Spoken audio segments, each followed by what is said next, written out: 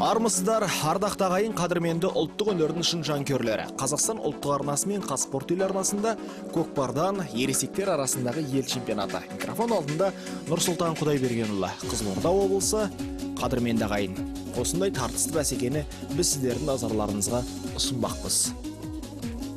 Өздеріңіз білесіздер, ел чемпионатына биыл 14 команда қатысып отыр, ал алдарыңызда Атырау және Шығыс Қазақстан көкпар командасы кездеспек, яғни бұл бәсекенің үшінші кездесуі. Атырау көкпар командасы мына топта өнер көрсетеді. Ералы Тойшиев, Рауан Жарменов, Миржан Жарменов, Алтынбек Ибрагимов, Ағабек Бердіқұлов, Нұрболат Бөлеген, Иса Бұзақбаев, Мейірбек Болысбек, Әділхан Вайдашев, Алмат Жүнісов, Жаслан Айтбай, Дәурен Әсет. Команда жетекшісі Асланбек Жамбала, команда жаттықтырушысы Төлеген Күмпейісов. Ал Шығыс Қазақстан көкпар командасы мына топта өнер көрсетпек. Жарқын Жамбуршин, Дархан Қамалиев, Бейбіт Ерданинов, Елдос Абсалимов, Дарын Ахмадиев, Қуаныш Мұхамедқали, Серік Қаракөзиев, Мақсат Арынов, Дархан Жамбуршин, Арман Турашев, Тимур Айсрахунов және Арман Айтымбетов. Команда жетекшісі өздеріңіз білесіздер, осы Шығыс Қазақстан командан алға сүйреп жүрген Қанат Турашев. Ал ортадағы төреші бүгінгі бәсекеге төрелік ететін Нұрхан Айтбаев, қапталдағы төрешілер Бақчан Кенжебеков, Ақылбек Меңдіғалиев, Мейрамбек Әлиев. Осындай азаматтар бүгінгі бәсекеде төрелік жасамақ, қадірменді ағайын. Енді көкпар бәсекесінде серкенің салмағы 35 келі, осы 35 келі тартатын серкені жігіттер ортада тартып күш сынасатын болады. Нақты, мықты деген жігіттер осы сайыста өз өнерлерін көрсетіп жатқандығын біз тағы да естеріңізге сала кетеміз, қадірменді ағайын. Енді көкпар бәсекесінде өздеріңіз жақсы білесіздер, бәсеке 40 минутқа созылады, яғни 20 минуттан 40 минут бойы әр тайым 20 минуттан, яғни екі кезеңнен тұратын бәсекеде 40 минут жігіттер өз өнерлерін ортаға салатын болады. Нағыз тартысты бәсекенің көрін қыздыратын бұл жекпе-жек сайысы, өздеріңіз жақсы білесіздер. Сонымен қатар кіші шеңберде жатқан енді көкпар бәсекесінің әрбір іс-қимылы өте қызықты, қадірменді ағайын. Сол себепті осы бәсекені бізбен бірге отырып тамашалаңыздар деген ой айтқым келеді. Енді Қызылорда қаласында ұйымдастырылған бәсеке өздеріңіз көріп отырғандай биыл 14 команда қатысып отыр. Бұрын соңды бұндай командалар толыққанды қатыспайтын. 2013 жылы, 2014 жылдары 14 командаға 15 командаға дейін көтеріліп, жалпы енді ұлттық спорт түрлері қауымдастығы 2013 жылдан бастап осы бәсекені қарқынды дамуына үлес қосып келе жатқан күннен бастап көкпар бәсекесі қарқынды дами бастады. Серке кіші шеңберде шабандоздарға берілетін уақыт 1 минут, 1 минуттың ішінде қазір серкені тақымға басып алып кетуі тиіс. Атыраулық жігіттер мінекей әдегеннен серкені тақымға басты. Атырау көкпар командасының шабандозы алдарыңызға шабуылға шығып келе жатқан. Енді Атырау көкпар командасында өздерің жақсы білесіздер, бұрындары әрі халықаралық сайыстарда, жалпы ел чемпионаттарында топ бастап жүрген Ералы Тойшиев сынды мықты палуандар. Мінекей тамаша салым. Бұл енді Нұрболат Бөлегеннің салымы, қадірменді ағайын. Нұрболат Бөлеген 1995 жыл дүниеге келген, Тұлпары Ақжайық, Атырау облысы. Керемет салымды орындады, өздеріңіз куә болдыңыздар. Енді Жирен Қасқады, Ақжайықта бұл Тұлпардың көмегі өте көп болды. Енді көкпар бәсекесінде барлығын жақсы білесіздер, аттың бабы Тұлпардың сыны сәйгүліктің сәнінде мынау ер азаматқа өте сай келу керек. Сонда ғана көкпаршы түрлі әдіс тәсілдерді жасай біледі. Мінекей қараңыздар, қазір қос қапталдан жақсылап тұрып көмектескен жігіттердің арқасында Нұрболат Бөлеген серкені тамаша қазандықтың тура ортасына түсіре білді. Серке қазір шеңберде берілген уақыт 1 минут. 1 минуттың ішінде қазір серкені көтеріп алып кетуі тиіс. Кімнің мерейі үстем болар екен? Әзірге барлығы ұмтылыс үстінде. Енді Атырау көкпар командасының тарихына тоқталар болса, қадірменді ағайын. Бұл команда өздеріңіз білесіздер, 2013 жылдан бері қарай негізі қаланды. Сол тұстан бастап жігіттердің басы бірігіп Атырау көкпар командасы жан-жақты жалпы өздерін құрамын кеңейте бастады. Сол тұстан бастап осы Атырау көкпар командасына Ералы Тойшиев, сонымен қатар мынау Рауан Жарменов сынды жігіттер тоғыс жинала бастады. Сол жігіттердің ұйымдасуының арқасында Асланбек Жамбаланың қолдауымен, жалпы Өнербек Жамбала ағаларымыздың тікелей тапсырмасымен команда қарқын ала бастады. Бүгінде енді осы талай жылдық тарихы бар командаларға текетірес көрсете алады жігіттер. Сондай бір нәтижесі бар, тамаша жағдайы бар. Осындай қарқыннан таймаса, болашақта үлкен бір нәтижеге қол жеткізеді деген үмітіміз бар. Тек қана бұл жерде өздерін жақсы білесіздер, жігіттерге ұйымшылдық керек, аттарын бабы сәйкес болу керек, сонда ғана биік белестерді бағындыратын болады. Ал Шығыс Қазақстан көкпар командасының тарихына тоқталар болсақ, енді Шығыс Қазақстан көкпар командасын 15 жылға жуық тарихы бар. Кезінде осы Тоқан Базарханов, Арман Базарханов сынды ағаларымыз құрап команданы бүгінде үлкен нәтижеге қол жеткізді. Қазір енді Шығыс Қазақстан көкпар командасы бұрындары үздіктердің қатарында болатын, жасыратын жоқ. Қазір күні енді осы ондықтың қатарында көрініп жүр. Болашақта бұл команданың деңгейі арта түседі деген үмітіміз бар, себебі жастар арасында команданың деңгейі өте жоғары. Осындай бір үлкен дайындық бар жігіттерде. Қазір мінекей Серке тақымда әлі де болса Атырау көкпар командасының жігіттері ешкімге беретін түрі жоқ. Енді командалардың деңгейі бірдей. Өздеріңізде ойлап көрсеңіздер болады. Негізінде 15 жылдық тарихы бар командамен бұл жерде енді 3 жылдың көлемінде команданы жасақтап үлгерген жігіттер келіп отырған топ екеуі бір-бірімен текетіреске түсіп жатыр. Бірақ енді қай-қайсысын алып қарасаңыз да, бұл жерде команданың тарихына емес, жігіттердің мықтылығына үлкен мән берілу керек. Себебі Атырау көкпар командасы көбіне осы жақсы дайындықтың арқасында көптеген нәтижелерге қол жеткізіп жүрген жайы бар. Қазір мінекей Серке тақымнан түсіп қалды. Қазір Шығыс Қазақстандық 7-ші нөмірдегі Серік Қаракөзиев тақымға басып алып кетті. Серіктің тақымында Серік қалай әттеген тақымнан түсіріп алды. Себебі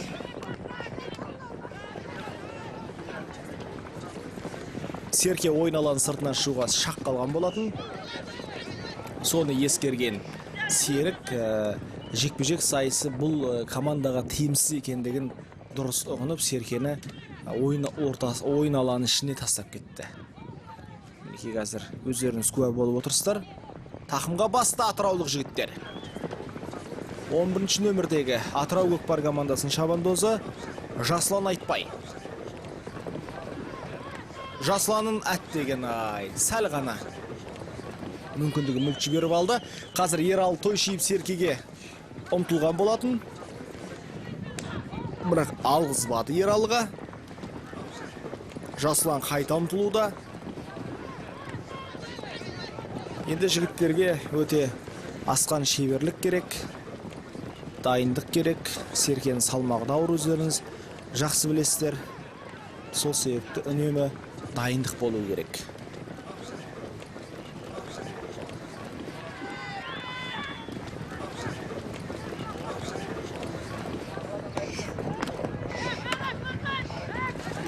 Қазір Серкені тақымға басып алып кеткен Шығыс Қазақстандық Арман Айтымбетов.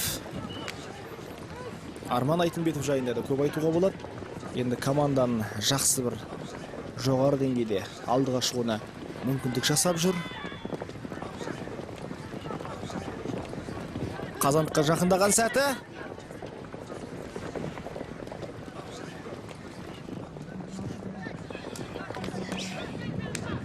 Жоқ әттеген мүмкіндік бермей жатыр.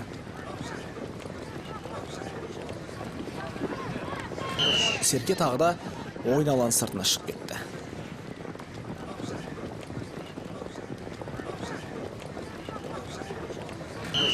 Ортада жекпе-жек сайысы. Байқасаңыздар, Шығыс Қазақстан көкпар командасының тұлпары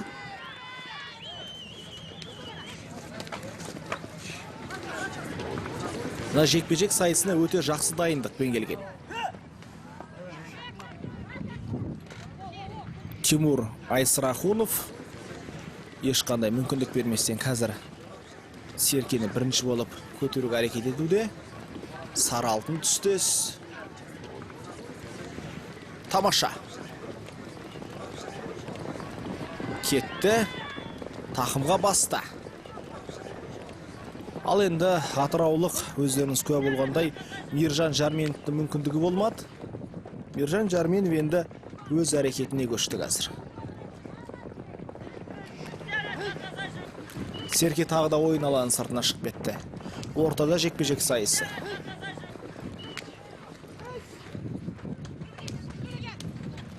Бұл жолы кімді шығарар екен команда жетекшілері? Тағы да мінекей сол Тимур өз командасы атынан. Ал атыраулық Мейірбек Болысбек.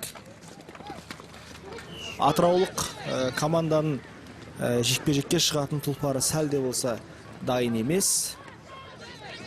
Өздеріңіз куә болғандай қатты аспанға секіріп ыңғайсыз жағдайлар жасап жатыр көкпаршыға. Осындай әсерлері көп. Бірақ дегенмен қазір Серкені көтеріп алды, қайта мінекей ойын алаң сыртына шығып кетті. Тағы да жекпе-жек сайысы.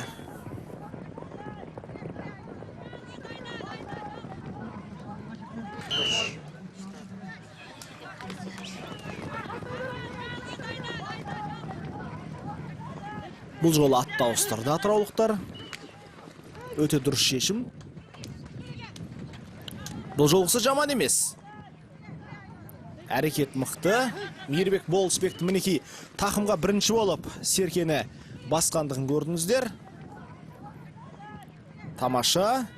Мейірбек қазір мықтап бір басып алса, алды артын көтеріп.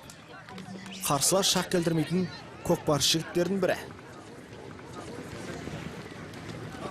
Тамаша. Қазір шабуылға шығатын болады. Командалық әріптесіне мінекей Серкені көтерткізіп жіберді керек десеңіз. Ералы Тойшиев те Серке.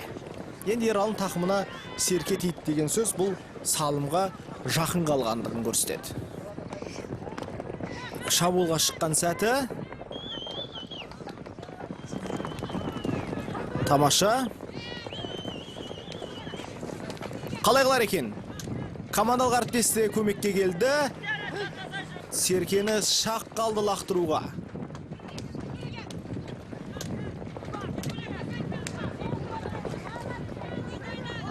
Серке қалай қылар екен? Әлі тақымда.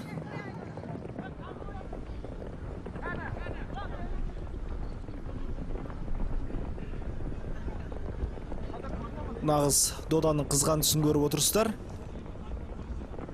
Енді Ералының тактикасына байланысты көбіне бұл шабандоз қазір бір мәрте алыстатып тұлпарын бауырын жазып келіп қайта шабуылға шығады.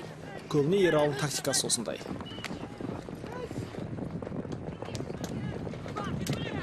Тура сондай әрекеттер жасау әбден мүмкін, себебі қорғаныста керек.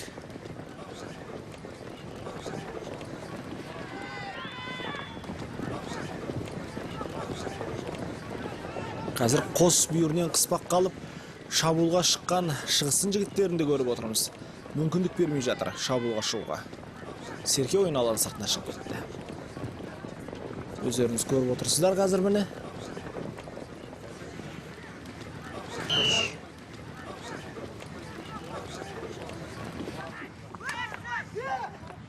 Мейірбек пен Дарын Ахмадиевтің арасындағы текетірес. Мейірбек Болысбек тағы да мінекей мықтылық танытты. Серкені мықтап тақымға басты. Қазір енді шабуылға шығатын болады.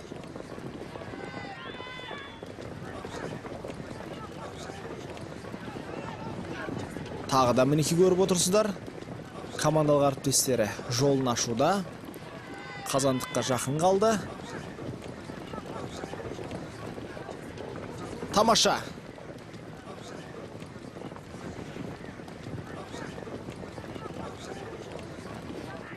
Қорғаныс керек. Бірақ дегенменде жігіттердің ұйымшылдығын көріп отырмыз. Байқасаңыздар қазір Серкені қазандыққа жақын алып келді. Бірақ шығыстың жігіттері керемет қорғануда. Тағы да мінекей алдыға шықты. Тура Қазанов түбінде қарбалас сәт. Мейірбек Болысбектің тақымы тастай екендігіне біз көзіміз жетіп отыр, қадірменді ағайын. Қазандыққа жақындаған сәті мінекей.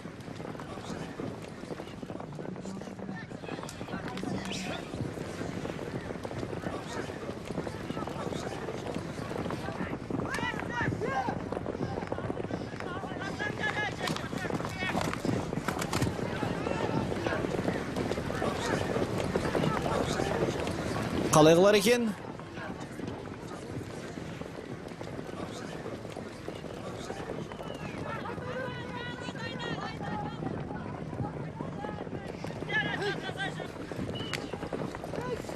Өте үлкен қарбалас, қазір команданың басқа мүшелері де көмекке келді. Мінекей, доданы жару деген осы. Мейірбекті қазір Қазандыққа алып шықпақ болды. Тамаша. Сәл ғана күш керек. Ортаны жару керек осылай.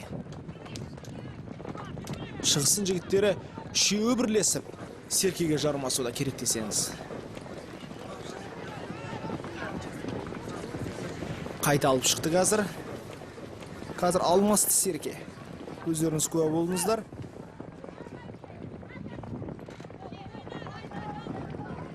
Тоғызыншы нөмірдегі шабандоз Әділхан Уайдашевтың тақымында. Әділхан міне енді Ералыға берді. Енді осындай сәттерде Ералының күші керек. Ералы мінекей емін-еркін қазір булит әдісін жасамақ. Жоқ, әттеген ай бұрылып кетті. Қазір Тұлпардың бауырын бір мәрте жазып келіп қайта Қазандыққа шабуыл жасайтын болады. Қазандыққа жақындаған сәті тамаша салым. Керемет. Есеп еселенді. Ералы Тойшиев қадірменді ағайын, 1980 жылы дүниеге келген, Тұлпары Барыс, Атырау облысы. Барыстың көмегі көп негізінде. Көбіне доданы қақ жаруға, шабуылға шығуына өте үлкен мүмкіндік жасайды. Тамаша. Серкек Шемберде. Шабандоздарға берілетін уақыт 1 минут. Қазір кімнің мерейі үстем болар екен?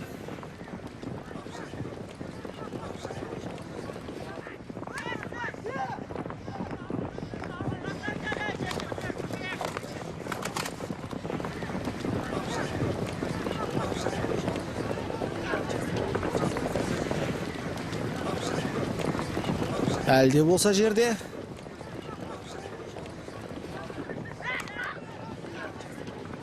Ешкім көтерген. Мен енді ғана көтерді. Бұл жолы Шығыс Қазақстанды көкпаршы. Бірақ атыраулық шабандоз жұлып алып кетті тақымынан.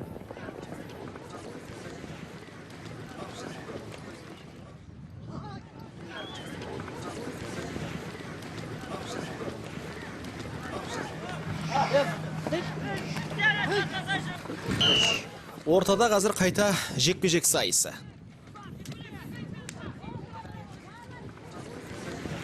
Он бірінші нөмірдегі Тимур және оның қарсыласы Мейірбек, әдеттегідей.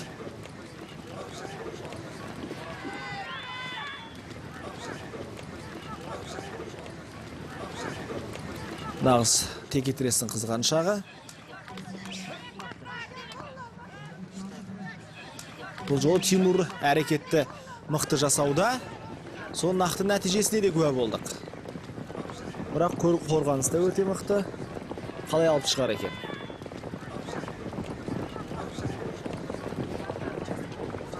Тамаша, салым! Шығыс Қазақстандық жігіттер бір ұпайға қол жеткізді. Бұл Жарқын Жамбуршин қадірменді ағайын.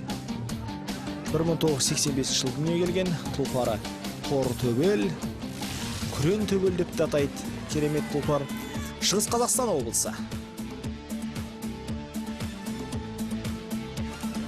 Тамаша мүмкіндік пайдаланып кетті.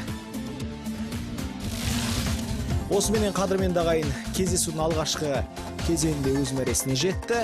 Есеп 2-1. Атыраулықтар алда.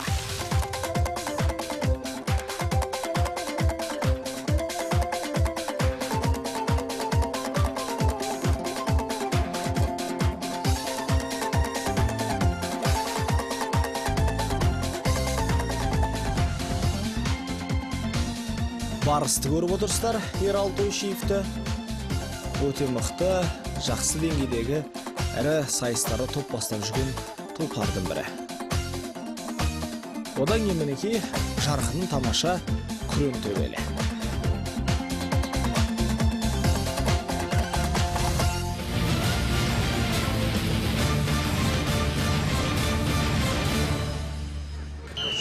Қадірменді ағайын, назарларыңызда көкпардан ересектер арасындағы ел чемпионаты. Өздеріңіз көріп отырғандай, алдарыңызда Атырау және Шығыс Қазақстан көкпар командасының жігіттері өнер көрсетуде. Ал енді бәсекенің бірінші минутынан шабуылдарды жоғары деңгейде ұйымдастыра білген Атырау көкпар командасы әзірге алда келеді. Мінекей Шығыстың жігіттері тағы да Серкені лақтырып үлгерді қазандыққа, бірақ әзірге нәтижесіз.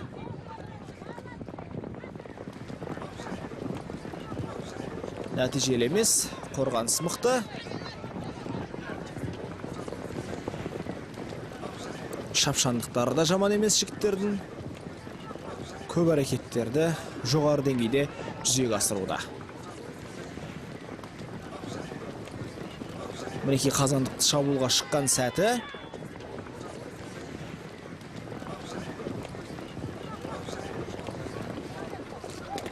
Қорғаныста өте күшті. Енді Шығыс Қазақстандық жігіттер қазір нақты бақылауды қолға алған.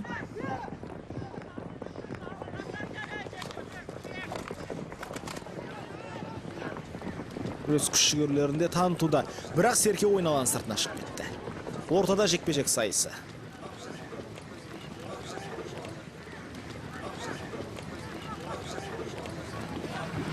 Бұл жол кім шығар екен? Шығыс Қазақстаннан әдеттегідей Тимур шығуы мүмкін. Мінекей қазір көреміз. Мейірбекті шығарды.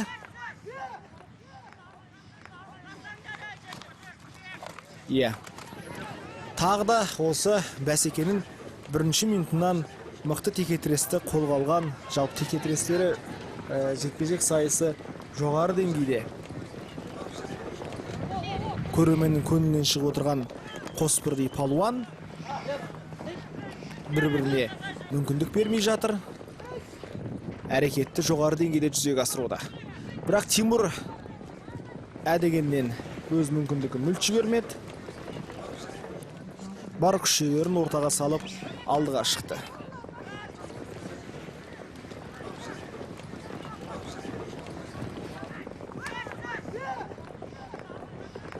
Серке әлде болса жерде.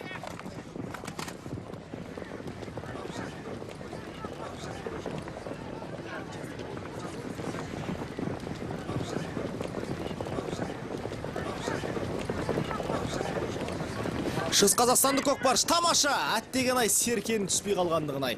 Есеп теңесіп кетереді. Ералы Тойшиев үлкен мүмкіндікті мүлт жібермеді. Серкені жиегінен жұлып алып кетті. Қазір мінекей 4-ші нөмірдегі Алтынбек Ибрагимов те торы тұлпарымен қазір шабуылға шығуда.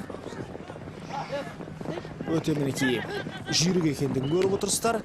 Қайта Ералға Серкені алмастырды. Ерал көбіне енді шабуылға шыққан сәтінде салымды болатын шабандоздардың қатарынан.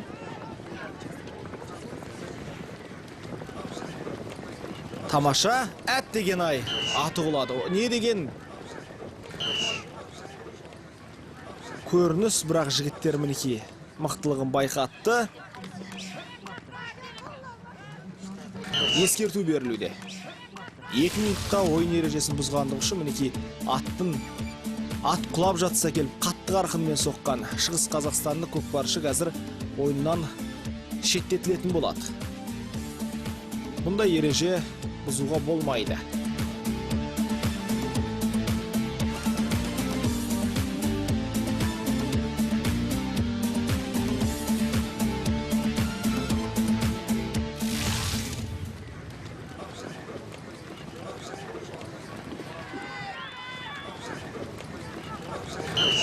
Тамаша, бәсеке жалғасады.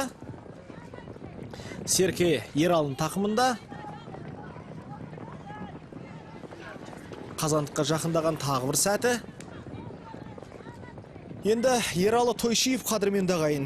Ол бұл азамат көбіне Шымкент, оңтүстік Қазақстан облысында, Шымкент қаласында ұйымдастырылатын бәсекелерде көп өнер көрсеткен, өз өнерімен көзге түсіп жүрген мықты палуандардың бірі.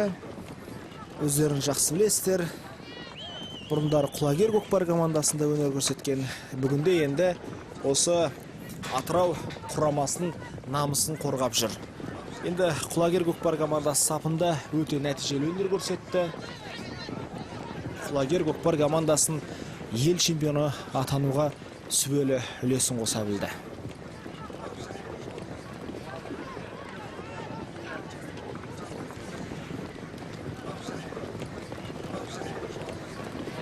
Шабуылға шыққан сәті мінеки тағы да атыраулықтардың. Ойынның екінші кезеңі көбіне қорғаныспен өтетін түрі бар. Жігіттердің қам қарекеті соған сәйкес болып тұр.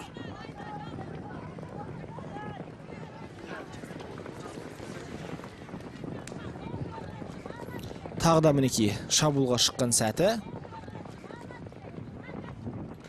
Қазандыққа жақындады атыраулықтар.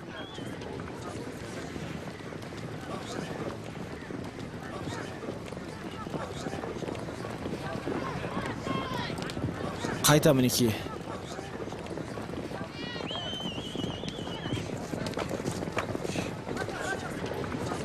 Айналар шауып кетті.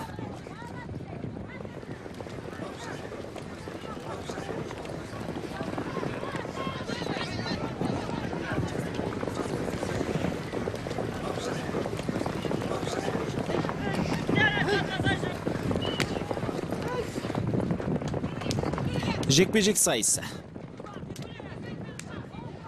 Енді Қызылорданың құмы сәлде болса мынау жігіттерге ауырлық тигізіп жатыр. Енді құм қалың, бірақ соған да қарамастан жігіттер керемет өнер көрсетуде. Қазір Шығыс Қазақстандық жігіттер жекпе-жек сайысына шығатын тұлпарын алмастырды.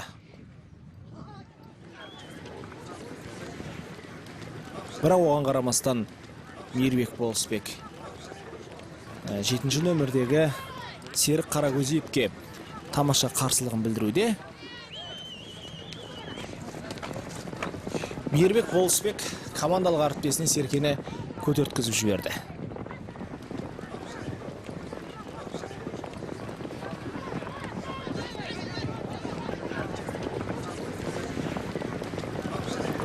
Тамаша шабуыл.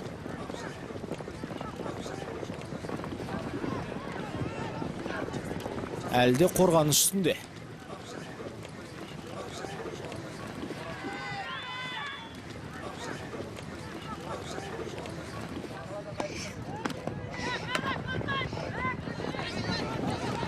Қазандыққа жақындаған сәті. Ортаны жару керек жігіттер осындай сәттерде. Болмаса, басқа да осы тынығып тұрған жігіттерді көкпарға араластыру керек. Себебі көкпар бәсекесінде 12 шабандоздың барлығын ойынға араласуға мүмкіндігі бар. Шабандоздар шаршамау үшін.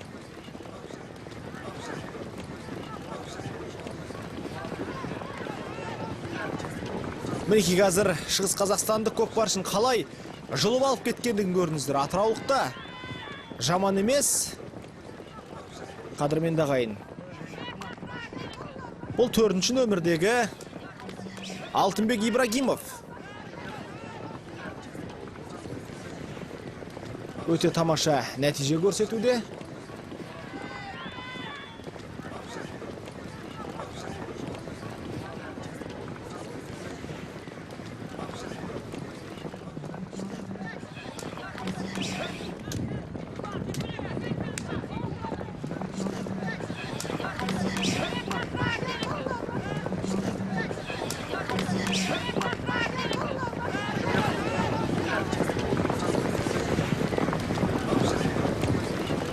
Шабуылға шыққан сәті Шығыс Қазақстандық көкпаршын тақымында Дарын Ахмадиев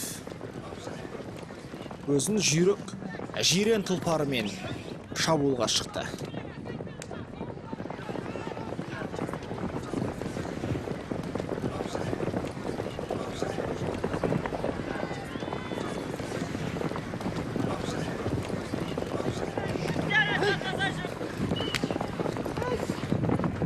Серке тағы да ойын алаң сыртына шығып кетті.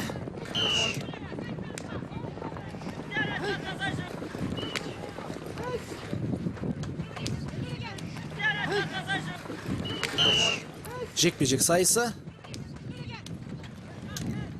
Мінекей қазір Шығыс Қазақстандық 11-ші нөмірдегі Тимур атынан құлап түсті.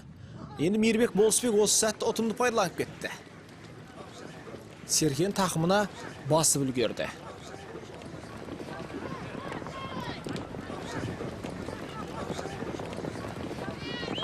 Жігіттердің шапшандығы да, әрбір әрекеті тамаша, әсіресе ұйымшылдық басым екендігін көріп отырмыз осы бәсекеден.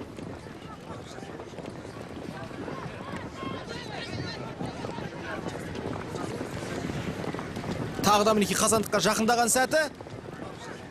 Қорғаныс мықты. Атыраулықтардың 7-ші нөмірдегі Серік Қаракөзиев Серкені тақымға басылмай кетті. Серкені қазандыққа түсіре алмай кетті.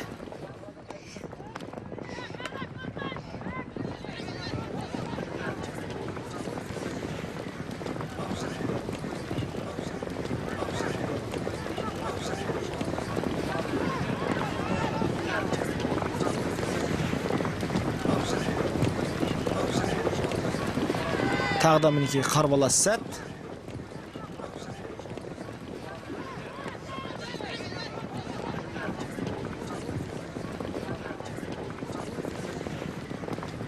Қорғанысы да күшейтуде.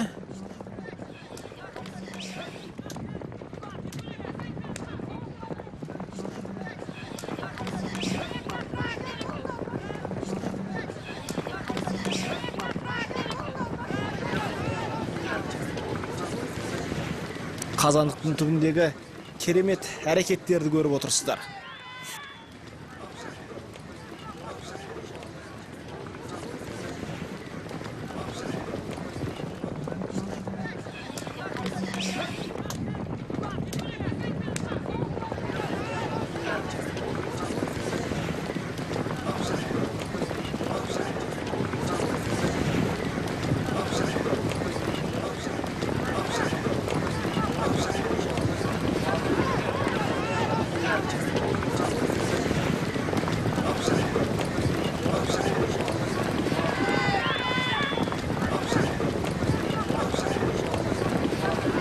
Қазандықтың түбіндегі тағы да өте бір керемет әрекеттер. Енді жігіттердің бір-бірінің бәсекесін бұрыннан білетіндігі.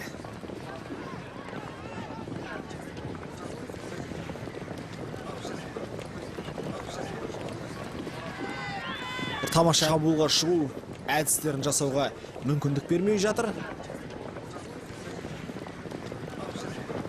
Соның нақты көріністері байқалуда. Тағы да мінекей команда мүшелері ауысты.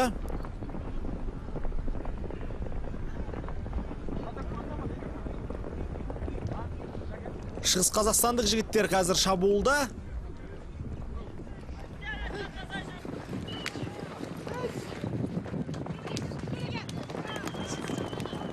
Нағыз мінекей жата тартыс деген ат үстіндегі әрекет осындай қадірмен ағайын. Серке ойын алаң сыртына шығып кетті. Жекпе-жек сайысы қайта. Бүгінгі бәсекенің екінші кезеңі нағыз осы жігіттердің арасындағы жекпе-жек сайысымен көп жалғасын тауып жатыр. Бұл енді көбіне командалардың деңгейлері бірдей болған сәттерде осындай әдістер, жалпы ойынның бағыт-бағдары осылай болады.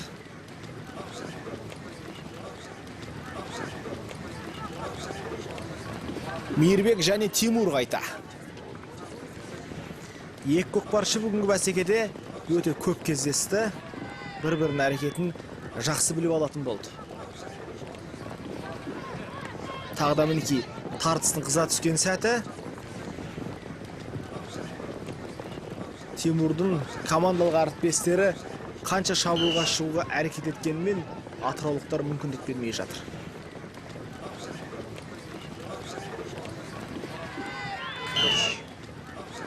Тағы да жекпе-жек сайысы.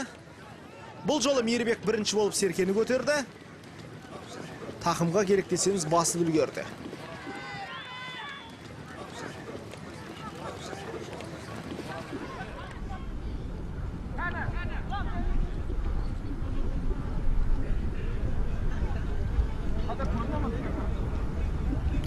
Мықтап басты.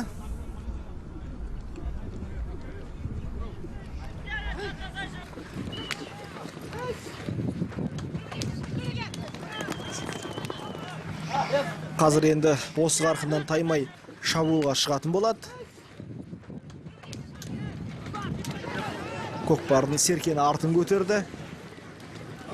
Осындай толығымен жақсы басылған серкені енді жұлып алудың өзі үлкен күшті талап етеді, қадірменді ағайын.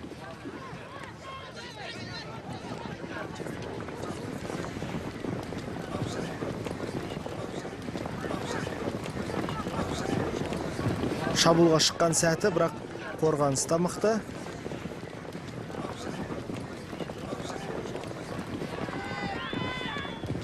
Ералы Тойшиевтің тақымында.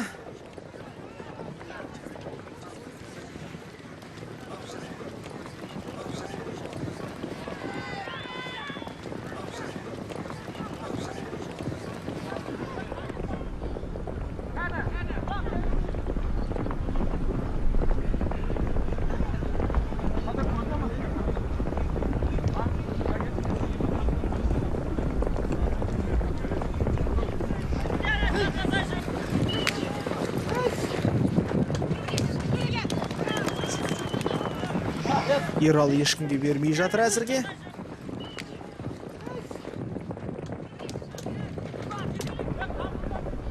Себебі бұл палуанның тақымы тастай,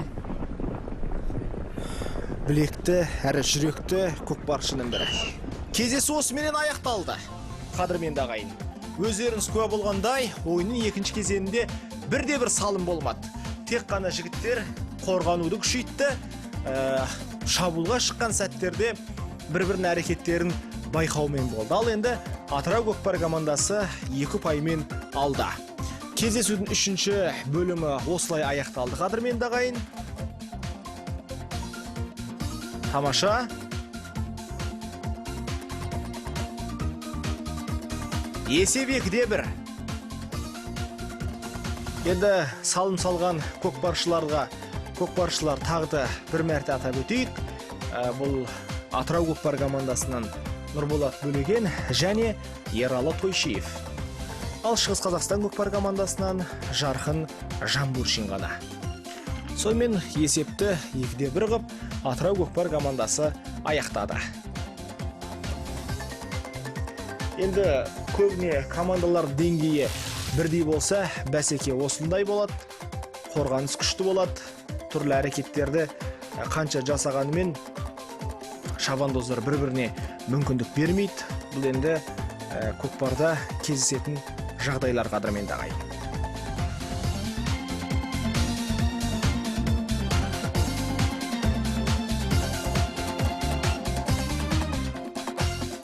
Қадірменді ағайын, осыменен бүгінгі хабарымызды аяқтаймыз. Сіздермен бірге болған мен Нұрсұлтан Құдайбергенұлы.